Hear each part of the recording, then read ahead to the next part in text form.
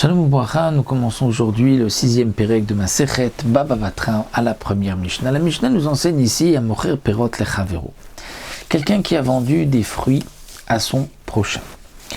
Il n'a pas précisé quelle était la raison pour laquelle il achetait ces fruits. Est-ce que il les a achetés ou celui qui les a vendus, il n'a pas dit pourquoi il les vend. Est-ce que c'est pour les manger ou pour les semer? Velot Simro. L'acheteur a semé et ça n'a pas poussé.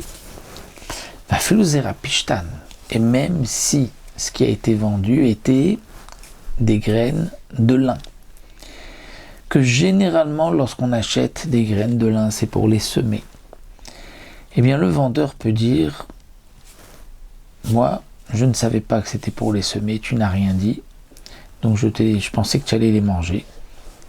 Donc, il n'est pas responsable si ces graines, si ce qu'il a vendu n'a pas poussé, étant donné que le vendeur peut dans tous les cas dire: moi, je l'ai vendu pour que tu puisses en manger et non pas pour les semer. Donc, si ça n'a pas poussé, je ne suis pas responsable, et même si c'était du lin. Parce que nous avons un principe que dans ce qui est une question d'argent, on ne va pas d'après la majorité. Donc, même si la majorité des gens ont l'habitude d'acheter du lin pour le semer, non pas pour le manger, moi je pensais que toi, tu voulais peut-être le manger. Rabban Shimon Gamliel Omer Zirone Gina Shenan Nechalim Chayav B'Chariyutan. Rabban Shimon Gamliel nous dit, et là le Barthénoura nous rajoute ce qui est marqué dans la Gemara, qu'en vérité, la Mishnah vient nous dire que l'auteur de cette Mishnah, c'est Rabban Shimon Gamliel, et que même qui nous a dit que les graines de lin, il n'est pas responsable si ça n'a pas poussé, mais on en déduit de là que les ironées guina, c'est-à-dire les graines de guina, de ce que l'on va semer dans un potager, qui ne se mangent pas, là, lorsqu'il les a achetés, c'est sûr que c'était pour les semer, pas pour les manger, puisque ça ne se mange pas. Donc si ça n'a pas poussé, là, il est responsable.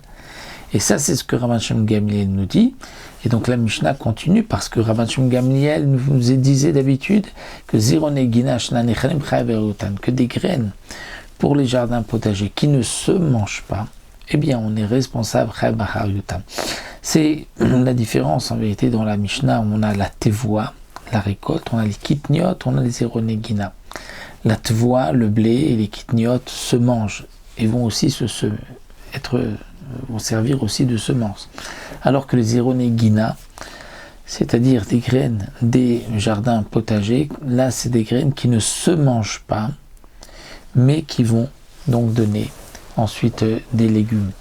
Donc ce que la Mishnah vient nous dire ici, tout l'auteur de la Mishnah, c'est Rabban Shimon Gamliel, et on fait la différence entre le zérapishtan qui se mange et les ironées guina qui ne se mangent pas, puisque les ironées guina ne se mangent pas, donc si il les a achetés, c'est sûr que c'était pour les semer. Si ça n'a pas poussé, le vendeur est responsable.